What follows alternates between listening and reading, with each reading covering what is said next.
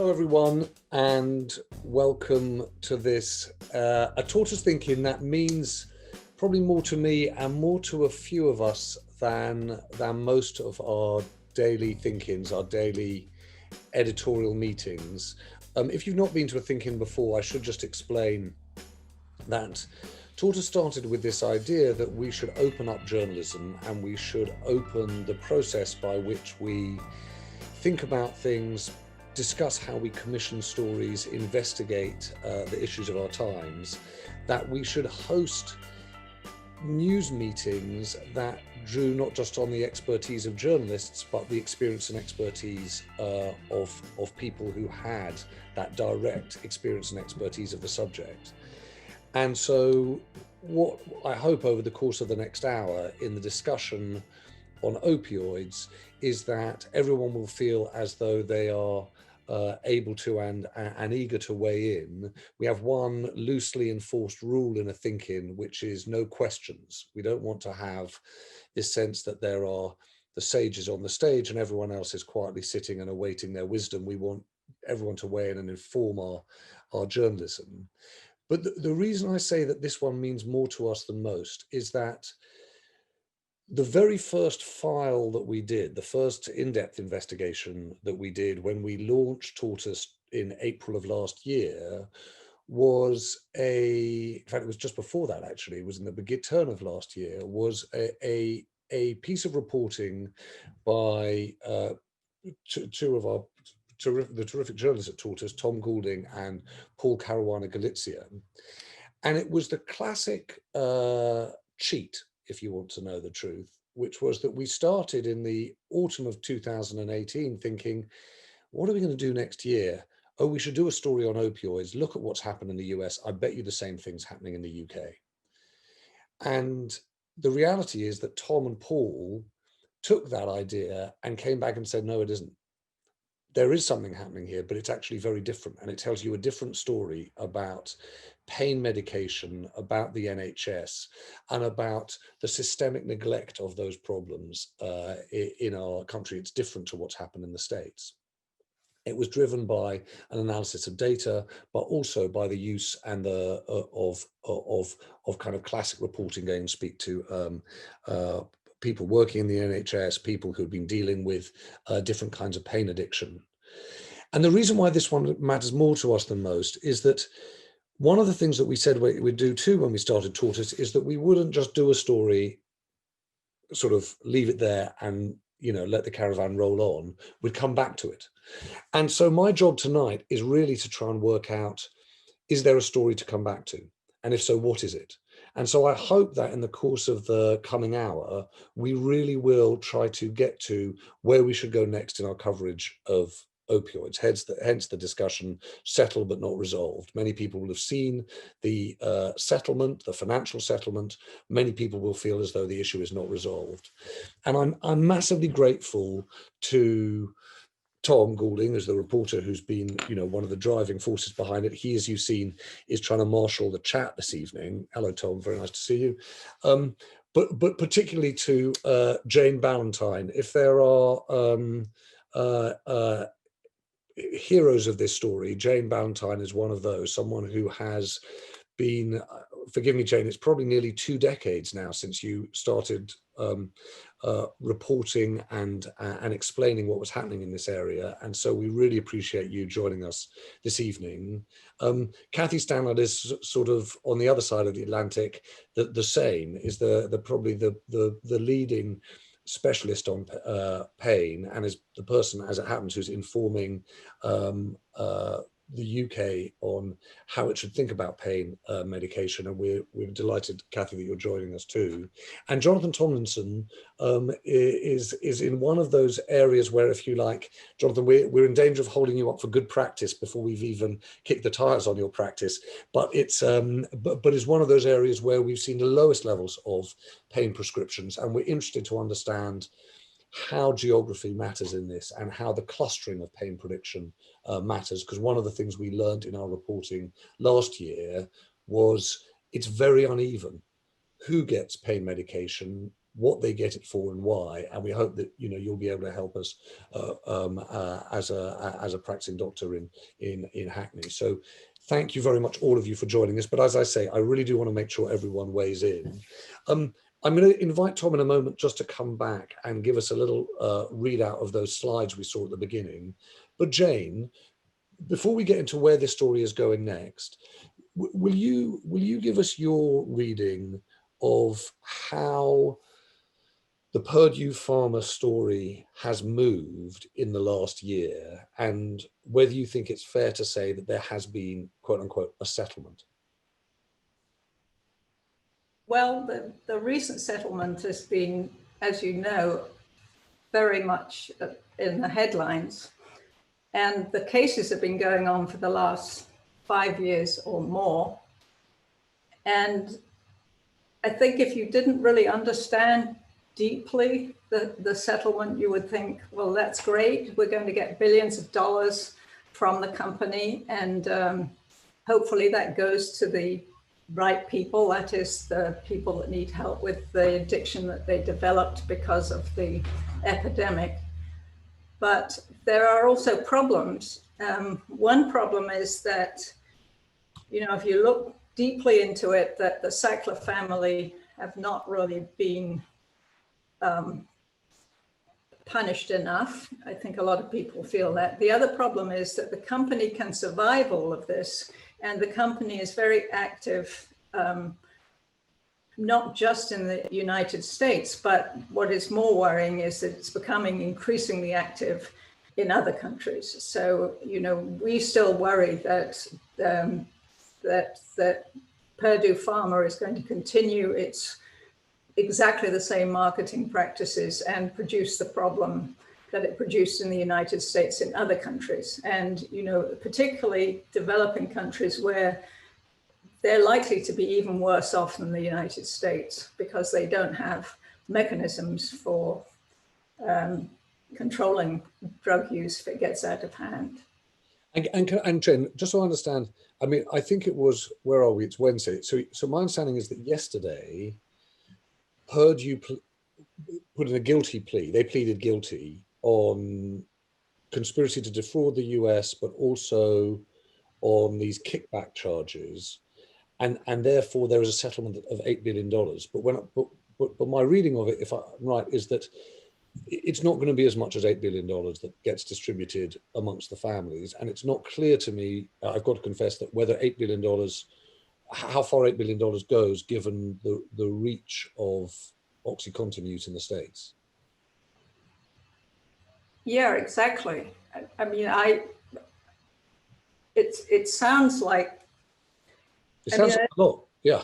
It sounds like a lot of money, but in terms of the guilty plea, I mean, I'm not a lawyer, but my understanding is that they played a very good legal game by declaring bankruptcy first before they admitted guilt, which means that a lot of their money is protected before they have to pay out this $8 billion.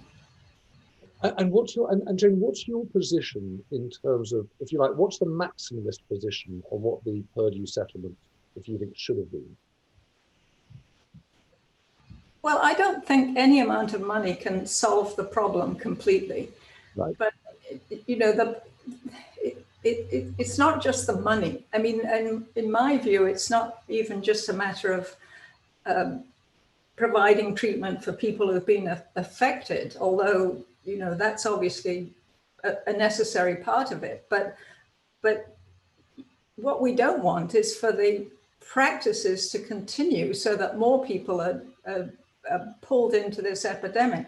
And that's what the danger is. If the company is allowed to continue with its marketing practices, right, if it's viable, if it remains viable, which apparently it does remain viable, then no amount of money is really enough. And addiction treatment, it sounds idealistic. We raise enough money to send all the people who've been affected to addiction treatment, but the fact is addiction treatment is 70% effective, which leaves Yeah.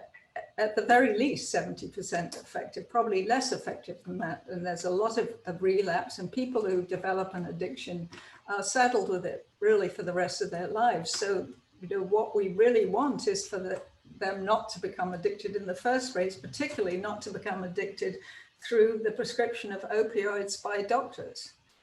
So if I were right, if we were just sort of taking apart the settlement, our questions would be: is the money itself enough given the impact, and how much of that, is it going to go to the people who need it? Is it sufficient?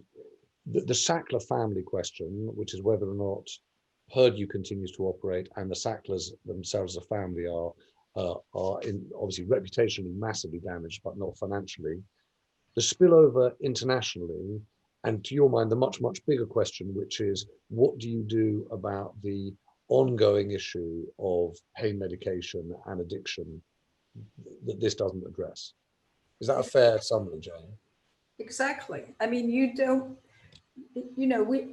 I would say that it's been a failed experiment. What it's shown is that, and we're learning more the whole time about how opioids work, and we know much more about the neuroscience of what opioids do to the brain. And the bottom line is that really nobody should be receiving long-acting opioids, and shouldn't be receiving opioids for a long time, because it does much more harm than good. And as long as you've got people out there marketing as if it's going to help people get through their lives, when in fact it's going to make their lives really much worse, right, then we're not going to win this battle. And that's what we're afraid of, is that if they're allowed to continue to operate, then they'll continue to market in the way they have, and continue to convince people who are desperate. And that's not just the patients, it's the doctors too, who are desperate to try and help the patients, that what they need is opiates, when in fact opiates ultimately are going to really harm them. Jane, thank you. I wanted to sort of, Kathy Stanley, it seems like a natural point to pass the baton. I said at the top, and we talked just before we started about the work you've done in terms of talking to people about use of pain medication, beginning to think about future guidance to the NHS on the use of pain medication. What do you make of what Jane was just saying about just the extent of its not abuse, but misguided use in the first place? Well, I think, one has to look at this in perspective. And I think one of the most important things is for all of us to be willing to cast aside the things we believed in at any one point. And certainly, going back when I started doing pain in, the 1980s, there were very few treatments that I observed to work very well. And in the 90s, a few trials came out, and we were told that opioids might actually be the thing. And we'd all thought that opioids maybe were not suitable for chronic pain, but that we were persuaded that this might be a thing. And I think if you were left, in that kind of therapeutic background, it was, we reached for whatever we could. And, it takes time to realize that that was maybe a bad thing. I think where we've been very lucky in the UK is because of Jane and her colleagues, highlighting the problems. We have had the advantage of heading things off at the pass, largely. And so just at the time when opioids were being promoted as the solution to this societal problem of widespread pain, we were able really from very, very early on to inject a note of caution, because that had been the experience in the United States. So I think the marketing of them as a successful solution for the treatment of pain never really hit its peak, because before it hit its peak, I think we learned lessons from Jane and her colleagues. And Kathy, can you just help us, because I suppose I'm embarrassed. This is a combination of two things. A, I'm not a specialist in this area, and B, like a lot of people, we've been overwhelmed by Corona and Trump and everything else. But the point that Andrew Girdwood was just making in the chat was flagging up the guidance that we were just discussing a little earlier, the NICE guidance, the National Institute for Health and Clinical and Care Excellence guidance, which I understand is saying that this is not just a quote unquote opioids issue. Actually, if you look across the board, whether it's your paracetamols or your aspirins or your ibuprofens or your benzodiazepines, none of these are particularly good for you, and all of them carry certain risk. Is that what you think? That there's a much broader pain medication issue? Well, absolutely, and I think that's such an important point, that opioids obviously do have, as Jane says, specific long-term actions on the nervous system, and even worse on the developing nervous system and so on. But actually, the more we understand about the effects of other pain medicines, the more we realize that these aren't good for you either. And I think a good example is paracetamol, which until about 2015, everybody thought was, well, you can take it, it might not work, but there's no harm. And actually, in about 2015, we realized that use of paracetamol in the long term was associated with quite a lot of harm. And I think one of the things that the if you like, the opioid crisis has made us do is put pain medicines in the broader sense under a higher powered lens. And the harsh reality is that none of these medicines work really any better than any others. And in terms of the effectiveness of what we're trying to treat, opioids are probably no worse than anything else, really.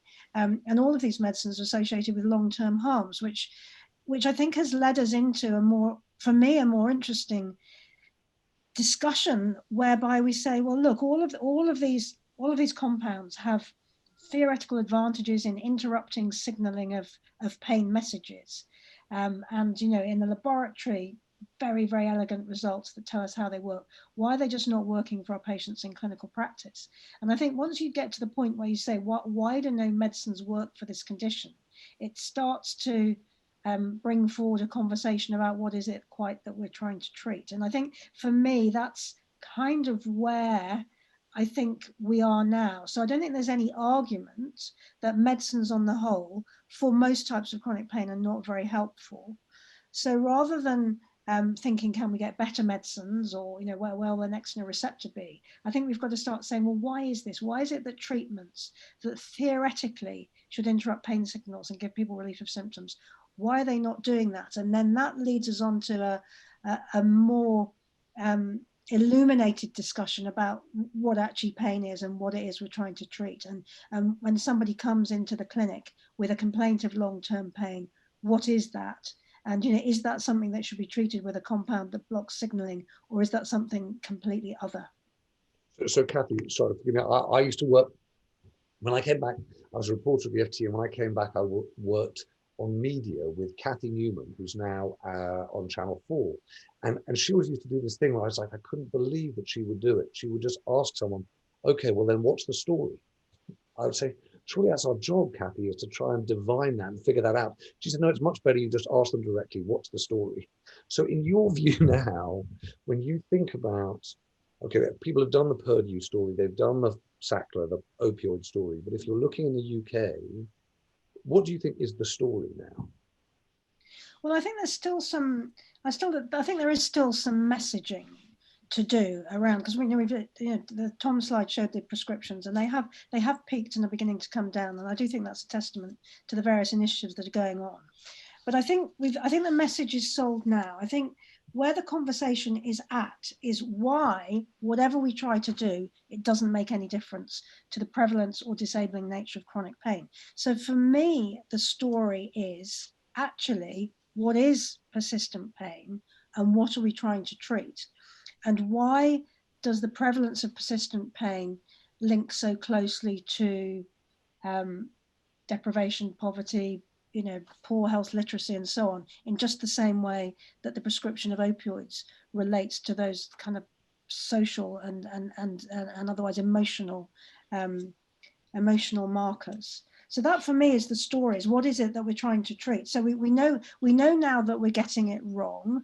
We need to keep that message going so that we don't have new initiates onto long-term harmful drugs. But I think we need to start asking ourselves, what is it we're actually trying to treat? I'm going to ask Jonathan this in a moment, and then if I might, I'm going to try and bring in Gail Addis and Andrew Girdwood, and if I might, Shane as well. But Kathy, can I just ask you one thing? that makes me feel uncomfortable about this conversation. And forgive it, maybe I'm being kind of too sort of, well, you can judge what I'm being. The risk when you say, what are we trying to treat? When a patient walks in to see a doctor, the patient's really clear. We're trying to treat my incredible pain, right? And if we start saying, no, that's actually a symptom of social deprivation or particular mental health issues, there's a risk that you are denying the patient recognition of what they are physically experiencing. No, that's absolutely not the case. And I think the really, really important point to make is that whatever the cause of the pain, it hurts just as much. Right. So I often cite a patient who had a very, very profound bereavement and had awful pain for weeks and weeks. Nothing could touch his body. It was just completely unbearable. But he understood that it was related to his grief.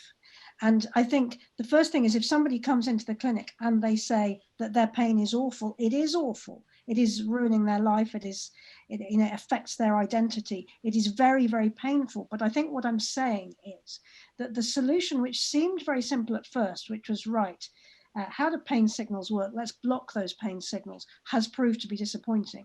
And right. I think now we understand much more on a biological level how many other antecedents affect the way we interact with our world and perceive symptoms. And actually thinking about it in that broader sense maybe brings us to a better way of supporting people who are trying to live with pain. But absolutely, I am not saying that any pain that has an emotional or social or, as always, a combination of everything, that is not any less pain. It hurts absolutely as much, if not more, as being run over by a bus or having a broken leg. Right, it's just understanding what's a rational response to that. Right. Okay, Kathy. Okay, thank you. I'm going to come back to you if I might, and James, you too in a moment. But I just wanted to, Jonathan, as you can see, even without saying anything, you are already hubs of conversation about what you said in your blog and the links that you made. But can you just pick up on this point and just give people some context? The thing that surprised us when Tom and Paul did the original reporting was there were some clusters of GP surgeries which were prescribing pain medication at multiples of others. And there was a really interesting correlation between those communities and some of the things that Kathy just described. You obviously have a point of view on the way pain medication works and the way clusters of doctors approach pain medication. Can you just talk us through how you see it?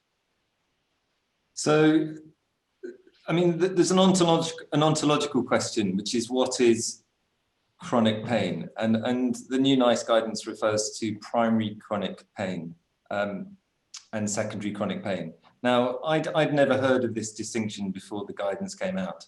And I've never come across anybody with primary chronic pain. It's always secondary to something, like whether that something is, for example, a neuropathy, sort of a disease like that. But what we're usually talking about is pain that is secondary to somebody who's had a traumatic developmental history. In other words, adverse childhood events, chronic stress or toxic stress, intimate partner violence, for example, domestic violence. And my experiences of working in one place for nearly 20 years and sticking with the same patients for that entire time. So you don't necessarily see the big picture if you don't stick around long enough. So primary care this way can be described as ultra brief interactions, ultra long relationships. Right. And also you're an expert in the neighborhood and the families and the relationships, and you know their parents and their grandparents, and you know what happened before, and you know where people have been, where they've come from. And I'm yet to meet somebody with chronic pain, the kind of people we're talking about here, for whom the problem of chronic pain is not a symptom of complex trauma. like 100% of everybody I've seen. Now, how you define that trauma, whether it was child abuse, whether it was domestic violence, whether it was stories of immigration, whether it's to do with racism, whether it was chronic bullying, whether it was the loss of a significant family member or carer, whatever, the trauma is, the pain is the trauma. It's not the event or the events when you were growing up. And then the question is, so if the question, what is chronic pain? It's a symptom of toxic stress and trauma, almost always. Really, the question is, sorry, Jonathan, forgive me. Yeah, this is, as I said, so I come at this really naively. It's not a hangover of a medical treatment or an accident or an illness that has been misdiagnosed and not resolved. When you say it's always... In 20 years of sticking with the same patients, I can't think of any examples where somebody's come back and said, you know what, you've been talking about chronic pain and trauma for 20 years, and I finally discovered that actually it's some other illness and here's the pill that's going to fix it. Right. That might happen. I'm open-minded as to that, but it hasn't happened yet. And then the question is, what do the drugs do? And how do the drugs manage the effects of trauma? So trauma has, there's a picture on my wall behind me here, you can see with a hand, which tells you my approach. But trauma causes toxic stress. Imagine you're a kid, your fight, flight, freeze, flee, friend response, that's the stress response, kicks in. You're terrified because of what's happening at home. You can't run away, you can't fight it off, you're too small, you're stuck. You can't tell anyone about it, so you hold all that inside. Mm-hmm. What does it feel like? I mean, just sitting here, what does that feel like? You feel sick, you feel nervous, you feel tense, you feel stressed, you feel exhausted. It feels painful. So the point is, it's not a psychological or an emotional problem, it's a physiological problem. This is why Bessel van der Kolk calls his book, The Body Keeps the Score. You internalize this in your biology, in your nervous system, your physiology, your autoimmune system, your gastrointestinal system. That's why most people with chronic pain also have problems with chronic constipation, irritable bowel syndrome, weak bladders, numb feet. This idea that you're cut off from the waist down because you can't bear to connect with what's happened there. So chronic pain never occurs on its own. Like, I have a register of all our patients with chronic pain. None of them have only got chronic pain, or maybe one or two have, but they're quite young and yet to develop some of the other problems. So you never treat it in isolation. So it's always an aspect of trauma. It's always part of it. It's a physiological response that goes with other issues of physiology and biology and neurology and so on, all these other ologies which are affected. And you might call that hyperarousal or hypervigilance. And then the drugs, they're all CNS depressants, opiates, gabapentin. So all they're doing is casting a blanket over your entire nervous system to make the symptoms tolerable. And then there's patterns of addictive behavior, which is compulsive seeking of stuff that gives short-term pleasure or relief that's almost impossible to give up despite the long-term harms.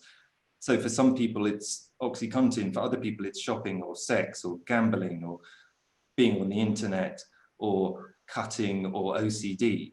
They're all manifestations of addictive behavior in order to soothe the body that's hyper-aroused, hyper-vigilant and traumatized. So Jonathan, when a patient comes to you and show with chronic, presenting some form of chronic pain, that's completely fascinating about the other things that they also present. What do you then say? Because I don't know whether you saw in the chat, there was immediate, and I'm going to come to Andrew in a moment, saying, you know, if a doctor said to you, look, you want your doctor to prescribe something. The idea of the doctor saying you need to do more exercise, or, you know, well, tell me, what do you do?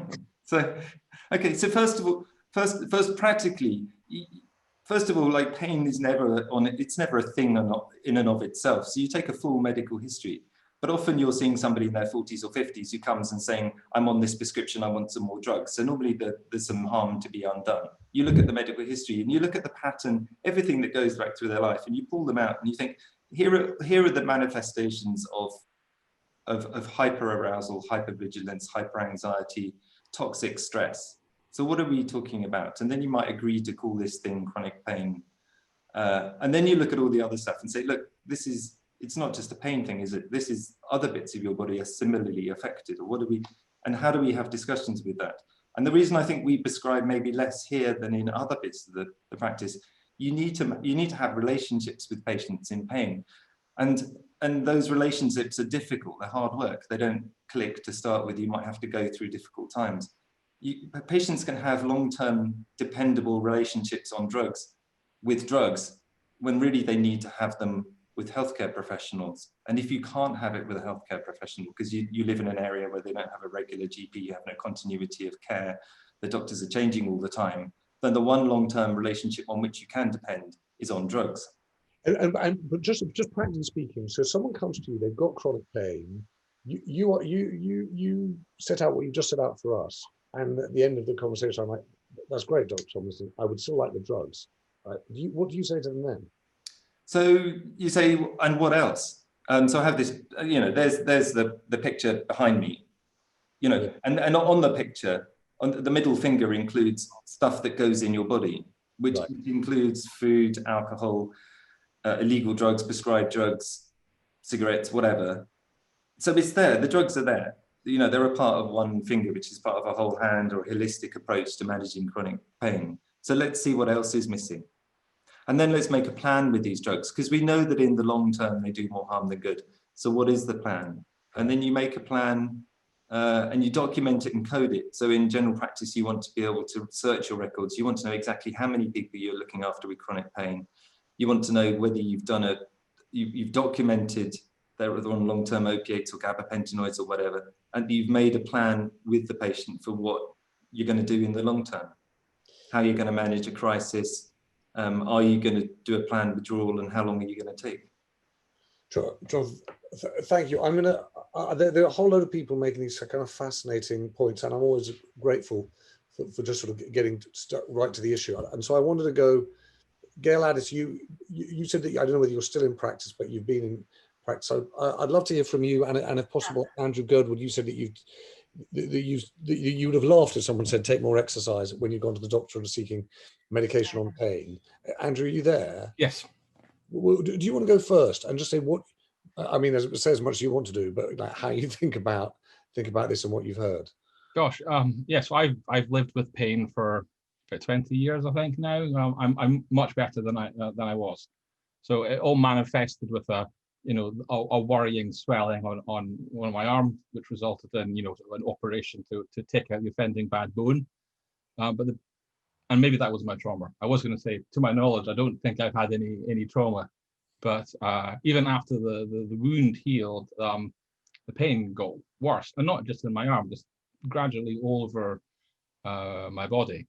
And I was in at the hospital once every 3 months or so for a new scan, new x-ray. I think somebody wrote a paper on me, one of the radiographers, something like that. And it became harder and harder to move. I couldn't bend my knees. I couldn't raise my arms over my head. And at this point, that's when, you can tell me to exercise if you want, but I can't get my shoes on. I can't stand up. That's not going to help. I kind of were relying on force of will and painkillers. But even then, I was really worried about addiction and complications. And stubborn-minded so-and-so that I was just taking paracetamol and ibuprofen, often lots of it. But it was only when I visited the hospital on a really bad day, and I shuffled in, and the most senior doctor I was seeing at the time took a look at me, and I think the penny dropped. It wasn't his discipline; it was another discipline, not surgery. And I got referred to another local hospital, thankfully, and quite rapidly, after about 10 years of being in pain, I got a Morvic diagnosis, and it's a rare condition, SAPO syndrome, which basically means I think the doctors don't know what it is, but there's a group of patients who have the similar symptoms, and I got treatment. And I'm not taking painkillers anymore, but the treatment is biological. So I think this is, again, not medical professional, but I think the difference between the biological and, say, a pharmaceutical is the pharmaceutical, as we were just saying before, is trying to swamp the body and suppress everything. Biological can be more tailored to address the problem. I'm very enthusiastic about what future biologicals could be, which are more, even personalized to person. And I think that might save the problem. So, yeah. And Andrew, thanks. I'm going to dot around a bit if I might, just because there are a number of different people who've made points in the chat, and a number of people I'd like to sort of bring in here. Gail Addis, Gail, what do you think of this? Well, Andrew's case is obviously fairly unique. I don't think I came across many people like that when I was in general practice, and I'm very glad to hear his problem's been resolved. I worked in the East End of Glasgow, and I completely associate with what Jonathan Tomlinson was saying. Obviously, we had a lot of people who were chronically stressed, who had adverse childhood events that caused chronic stress and low tolerance for pain, or low resilience, or whatever you want to call it, but people whose lives have been damaged by that. A lot of them would also be in a situation where they were surrounded by people who had painkillers of various sorts. So they'd say, oh, I've got a sore back. So somebody would say, oh, have one of the pentazocine, tramadol, dihydrocodone, whatever. So you often were encountering patients who'd already tried various other tablets. They'd probably already tried non-steroidals. They'd probably already tried keeping moving, etc., etc. And you were often with a situation where nothing else was acceptable to them but the painkillers and strong, moderate opioids, which are used for moderate to severe pain. Paracetamol, oh, they are no use, blah, blah, blah. So you were often in a difficult situation trying to convince or sell the patient the idea of getting out, walking around, taking simple paracetamol. That was difficult. You'd also have, in one practice I worked in, there was we had the prescribing authorities came to us because we had a cluster of patients who were taking a very rare painkiller that was about to come off the market.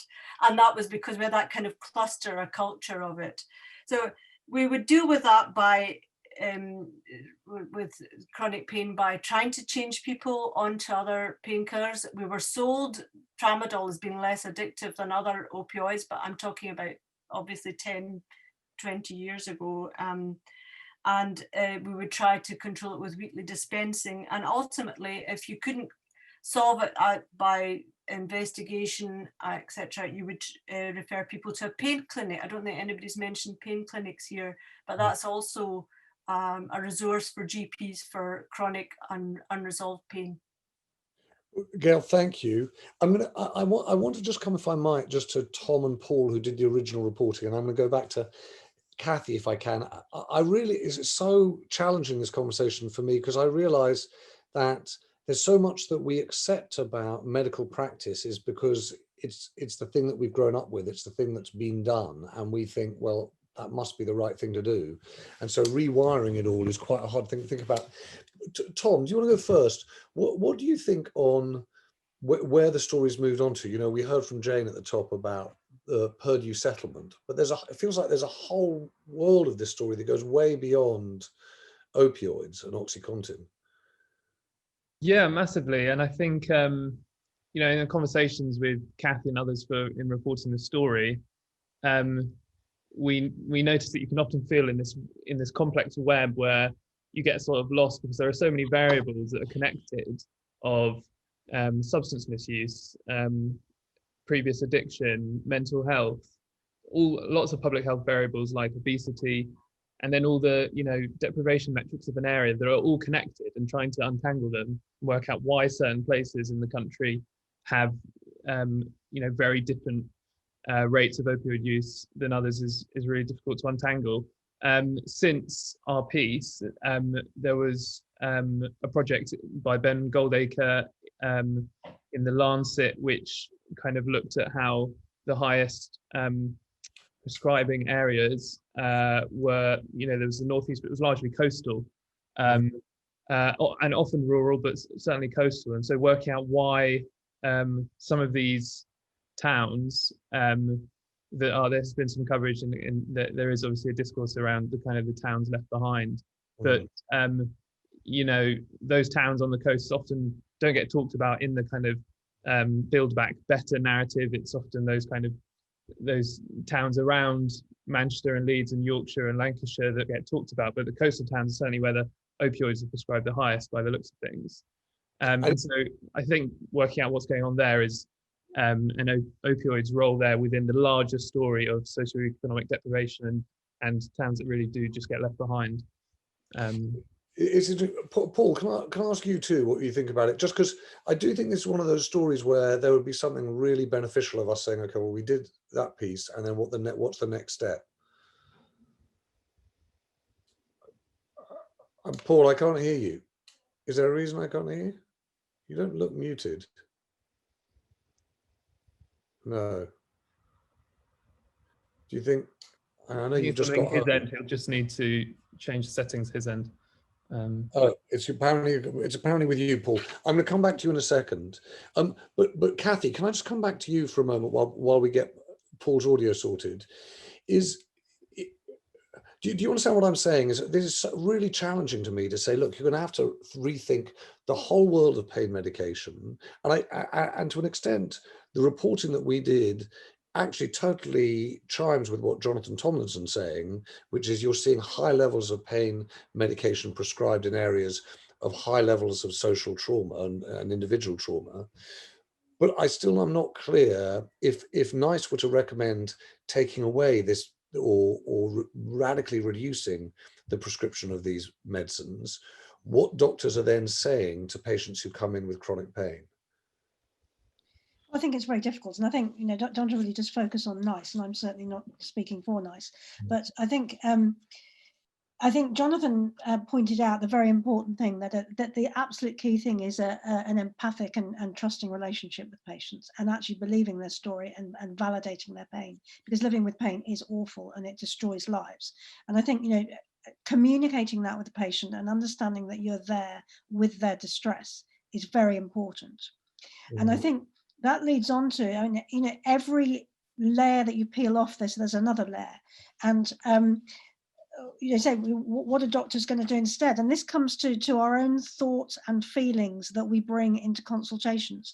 And Jane mentioned this right at the beginning, and I think this is very unexplored, that why do we, if you talk to a whole load of doctors about opioids or pain medicines, they can recite the guidelines. Everybody knows that these medicines do more harm than good. Everybody's very well aware of that. But actually, in the heat of what is sometimes quite an adversarial or pressured conversation, actually, because of our own thoughts and feelings and beliefs and our ideas about why we've been put on this planet to heal people and our own identity, we rush into this kind of rescue mode in the drama triangle, and we try to do something. So we prescribe even when we know it's a bad idea. I've done that recently, prescribed when I know it's a bad idea, and I just thought, why did I do that? So I think there's much more to it that we have to look at. You can't just look at the doctor, you just can't just look at the patient, you can't look at just the kind of social context. It's how these things all interact with each other that I think then becomes very difficult. And my own experience for trying to make any inroads on this is that we just build and build and build on various bits of this jigsaw, whether it's training in more constructive conversations, in training in better relationships, in public-facing initiatives to explain complexity of pain and how medicines do or don't work, building exercise initiatives, more mental health support, and so on. But there's no one way of doing this. Nobody does it well. That's the first thing. Nobody does it well. But it's such a complex interplay of so many different factors that I think you have to. It's about culture change, really, rather than about specific interventions. I'm not sure that answers your question, actually. No. It certainly expands the question, and it helps me understand how difficult it is. I'm going to bring in a few more people, Kathy, because there's some more people. Firstly, Paul, can we hear from you? Hey, can you hear me? Yeah, I can hear you. Okay, great. Sorry about that. So I think Kathy articulated it really well, in the sense that you can't just look at the patients alone, or the doctors alone, or the social setting alone. So in terms of where the reporting should go, if you think about our first report as a look at the social setting, and to some extent the patient, because we had that one, I think, quite affecting case study with a guy called Malcolm. Then the part we haven't done very well, I think, is look at the doctors. And I think there is a good understanding what was happening with the doctors in the US, but less so in the UK. Paul, thanks. I'm going to try and get a number of people in because I see we've got sort of 10 minutes or so left, but I'd love to hear from Angie Montague, who's made a number of points in the chat, from Rachel Melsom, if that's possible. I'd like to come to my colleague Liz Mosley, if I can. Angie, what do you think? How do you think we should approach this? I'm not really sure, other than I just feel that what Kathy said about a culture change is something that's happening, and that we, I think it'd be really helpful if we all were able to engage with our bodies more, you know, and our minds. And I think the trauma work being done by Bessel and Peter Levine and things, they're really onto something with how people can interact with their bodies. And I think it'd be fantastic if doctors could know about that. I know if they've got any time, it must be. Yes. Okay, Angie, thank you. And Rachel Melsom. I think a lot of the points that have been made are absolutely right. I'm a doctor, I work in elderly care. I've worked for some period of time in palliative care as well. And so a lot of the points being made are very true. You know, palliative care is all about embracing complete pain. And that pain isn't necessarily physical, it's emotional, it's situational, it's familial, and it's not necessarily related to trauma, except for the trauma of the thought of the, you know, the death that is about to occur. And that's in, you know, that pain is felt by families and the individuals who are suffering. And so I think trying to treat that pain with drugs, in some instances, you know, that is going to help with pain in terminally ill people. Opioids do on many occasions actually help an awful lot. I'm not saying that that is a good long-term solution to chronic pain for somebody who is likely to be alive for a long period of time, but I don't think we should disregard them as effective. And I think that one of the things that we need to really think about, and you know, my personal opinion is that this isn't a good route to head down, but the increasing public awareness of cannabis and the assumption that it is a good drug to treat chronic pain. And I think somebody earlier on in the chat mentioned, you know, where are we at with cannabis? And, you know, I don't think that it's something that we should embrace lightly as doctors or as individuals, because I don't think we have any proof that it's helpful, and I don't think we know what the long-term effects are. But, you know, Jonathan's point about, you know, doctors being, do you have time? We don't, as doctors, often have time to really explore with the patient what's causing the pain. And I know I've prescribed painkillers in instances, similarly, that aren't necessarily the best thing, but they're the best thing I've got at my disposal. And Rachel, can you just help us with one thing? Because there's obviously something really discordant here, which is, on the one hand, understanding that long-term prescription of pain medication can do more harm than good, but also recognizing what you just said about palliative care, that people who are dying, who are obviously often in great discomfort, are much helped by getting some kind of pain medication. You know, you've seen people who are dying, getting a morphine or a drug like that kind of eases them on their way. That's common medical practice and considered to be compassionate as well. And so it's quite hard to understand when is the right time to apply the use of this pain medication and when it isn't. Yes, it is quite hard, and it's not always straightforward. And I think that's why we have palliative care specialists, and we have hospices who are you know, populated by doctors who do have a very good understanding of what is appropriate treatment at what point in time. Right. And you know, it's not an A plus B equals C in any situation I've come across. And similarly in the hospital, when people are dying, it's not, I think we need to be very careful about saying, you know, easing people on their way. Yeah. I certainly haven't prescribed on that basis, but I have prescribed to ensure that somebody is not in pain whilst their body is not allowing them to continue to live. And I think there's a public perception that doctors very easily prescribe morphine. I've had patients' families ask me to please give their relative lots of morphine so that they will have an easy death. It's a really difficult balance to strike, because you'd never want any patient ever to suffer or to be in pain, but you need to be very careful that you're not put in a position whereby you either hasten an individual's death or you accelerate it, when that is it's just no, and Rachel, I appreciate it. Look, even as I'm speaking, someone picked me up on my use of language, and forgive me if I got that use of language wrong. What I'm trying to get at is, what Kathy I think is driving at, and Jane right at the start, is us to have a fundamental rethink of our relationship with pain medication. This is not an opioid story. This is about the use of pain medication across the board. And I'm just pointing out that it's quite complicated to rethink it, because, as you say, when people are dying, you become quite used to doctors saying, no, this is helpful for them, this will reduce their pain, as in the final stages of their illness. But thank you, it's really helpful. I'm going to just, if I can, just go to my colleague Liz, and then I'm going to go back to Jane and Kathy.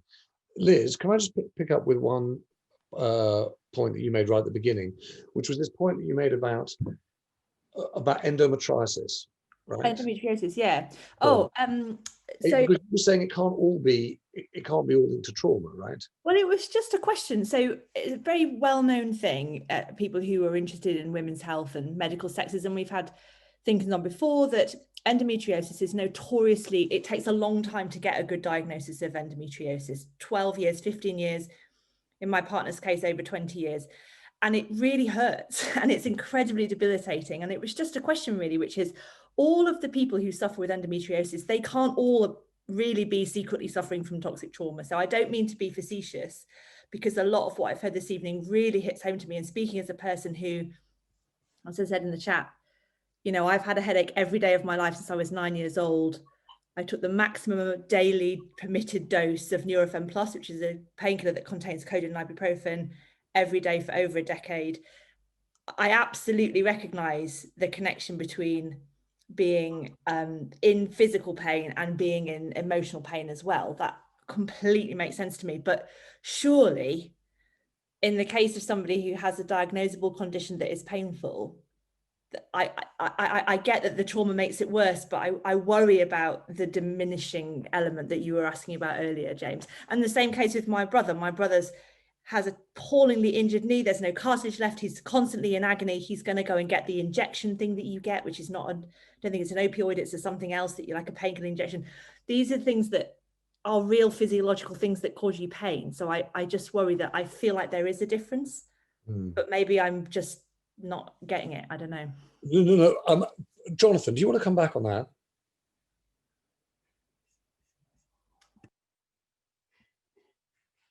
Yeah, I don't think there is a difference between psychological and physiological. Like, there is no difference. It's the same bit of the brain that experiences the pain. And we know that toxic stress has real biological effects. It, quadruples your risk of autoimmune diseases, cancer, heart disease, and so on. So there's almost always a bit of both. But not everybody who's got endometriosis ends up on lots of opiates. And if they do end up on lots of opiates and gabapentinoids and something else, you've got to ask yourself, what makes it so painful? And is it the existence of complex trauma as well? And I think it's important. It's easy to find endometriosis on a scan.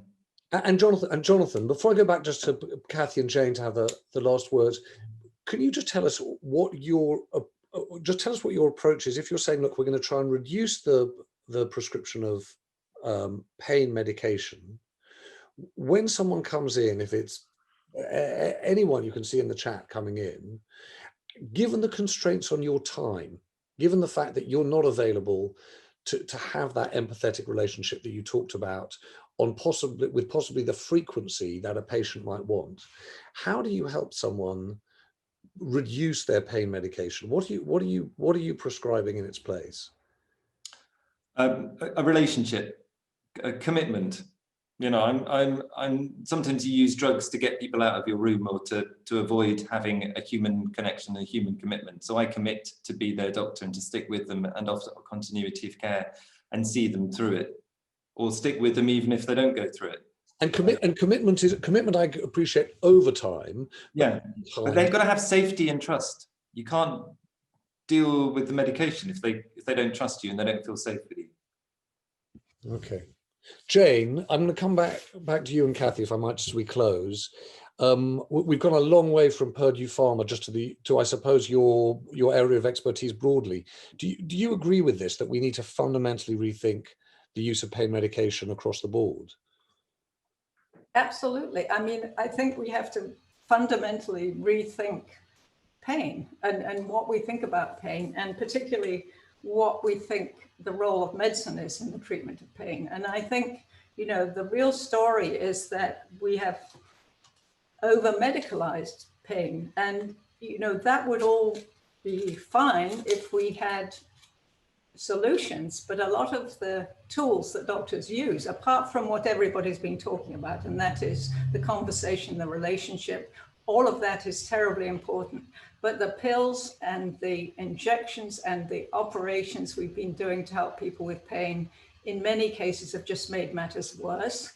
And the over-reliance on going to the doctor and not seeing something within yourself, I think Angie said, you know, we've lost touch with our own bodies and we're not thinking it through. So, you know, one of the things we really have to convince people of is what the power they have within themselves to help pain, and that doctors don't, other than the relationship, which I agree with everybody is terribly important. That's what doctors can do. The medications really don't help chronic pain. And I'm talking about chronic pain, not pain at the end of life or pain when you've had an operation or pain in hospital. But the chronic pain problem that we've all been talking about, we've relied on doctors to provide something they simply cannot, you know, medicines simply do not work in the long term. So, you know, I think that's really important. And I always think about the history of the whole thing. The pain wasn't really considered a disease or something you went to doctors about as a disease itself until the 1950s, 1960s. And that was the heyday of pain medicine. That's when pain medicine was born. And during the early days, it was recognized that you couldn't get people better from their pain until you'd taken them off their pain medications, off the opiates that they've been treated with, and teach them not to be fearful, because that's what's behind. That's what, you know, we talk about trauma being behind it, and distress and diseases of despair. It's fear that's behind all of it. And part of the early success of pain medicine and multidisciplinary pain clinics was teaching people to be less fearful and to live with pain. And that's the cultural change that I think is needed, is to just stop being so reliant on medicine, or at least being reliant on the conventional tools of medicine to treat pain, and to teach people to understand how much power they have within themselves to help their own pain. Jane, thank you.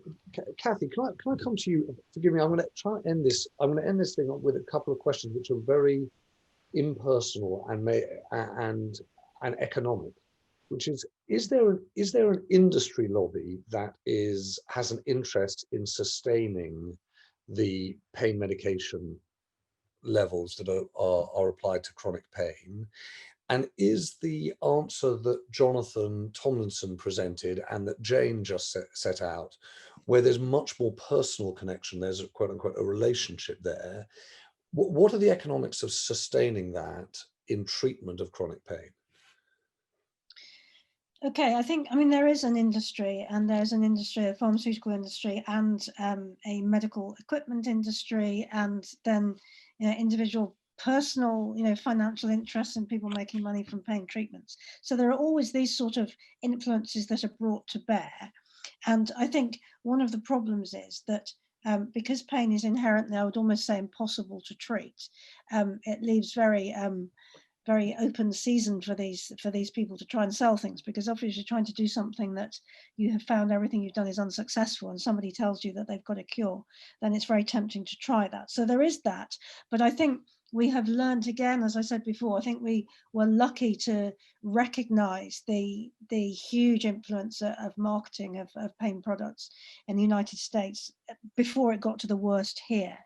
I think, we have to deal with the fact that many products now are marketed heavily because they're not opioids, but they may be equally problematic. So there's been quite a vogue for people jumping into the space that has been vacated by opioids, saying, no, it's not addictive, it's not whatever. But I think we ought to be thinking about all pain clinics in the same way. I think you said something about building relationships. And I think I think that's maybe where the challenge is. I'd love Jonathan to be my GP, to have that close relationship with the same GP all the time who understands me, but that just isn't possible. I think there's something we can do about maybe focusing clinicians' minds on more appropriate conversations, less focused on biology, but more holistic conversations. I think there's something we can do. I think we can look at the problem of trying to stay in a relationship when the consultations are short and quite pressured by looking at different ways of having conversations. But I think people want to tell their story, and people do want a relationship, and it may be that it is not sustainable to have that relationship with your primary care practitioner all the time, but we have to recognize the pivotal importance of having that relationship, and we have to provide it one way or another, and that's where we should be putting our efforts, rather than in operations and injections and equipment and medicines. Okay, Kathy, thank you. I suppose you could probably hear, and forgive me, we've run over a few minutes, but this is one of those things where I really am keen that we don't feel like we did the opioid story and leave it there. You may think I've got the wrong end of the stick here, but I think there are, 4 potential things that we could or should look at. And I'm going to pick up with Tom and Paul to think about how we do that. But the four that come to mind for me are: one, look, I definitely think there is a point that Jane makes about the settlement. I think that settlement's going to get poured over by everybody in different ways. The one thing that's interesting to me was the point that Luke Bedimer made in the chat, and that Jane led off on, which is the export of pain treatment to other countries in the world where there are no forms of redress, and the idea that that this is one of those issues where you're actually seeing a mass export of the problem that we already know exists in much of the developed world. That's a really interesting approach to this. I was really interested, Kathy, listening to you talking about the effectiveness of these pain medications, and Jane, I think you touched on this same point, this percentage point. The really interesting thing that keeps coming back to me is that we're now getting in the habit of talking about the efficacy of vaccines. If we started looking at the efficacy of other medicines, I think we might find it really shocking. And I wonder whether or not there is something particularly around pain medication, but broadly efficacy in the pharmaceutical industry might be something really interesting. On that front, I think that there's also, just following this process in the UK, which is around, the change in guidance all the way through, as I said, from paracetamol to ibuprofen to benzos, and all of that seems really interesting as a regulator, industry, NHS practice story. But as you could probably tell, the thing that I found most interesting is the intersection that we talked about, or that you all talked about, but most notably Jonathan, about trauma and chronic pain. It feels as though that is this is going to again betray my kind of ignorances and prejudices. It feels though for a long time we were dismissive about kind of quote unquote psychosomatic illnesses, and we really struggled to make links between people's pasts and people's present medical problems, particularly chronic pain. And if there's a way of actually investigating that seems like the natural place to carry on where we got to in the data journalism that led us to the Northeast last year. So I wonder whether or not that might be a good place to go. But as I said, I'm going to probably hand this over to Tom and Paul. Liz Mosley has been the driver of this to say, if we're going to have a story, don't let's do the story and then drop it. Don't let's be the same as all those other people. Let's make sure we keep to it. So what I hope we can do is in some form or other, come back again to you, Kathy and Jane and Jonathan, and help you and ask you to help us inform it. But likewise, you know, hearing from Rachel, hearing from Gail, hearing from Andrew, I hope we can do that too and make sure that we get as widely informed as possible on this. I'm way over time, but as you can see, I'm really kind of trying to get to grips with how we handle it. A big thank you, Jane, to you for joining us. Jonathan, likewise, at the end of what looks like probably been quite a long day there, and Kathy, likewise, too. Thank you very much indeed. And if you've got thoughts, please do just, you know, get in touch with me, Tom, or Paul. I'm James at tortoisemedia.com. But for now, thank you very much, everyone.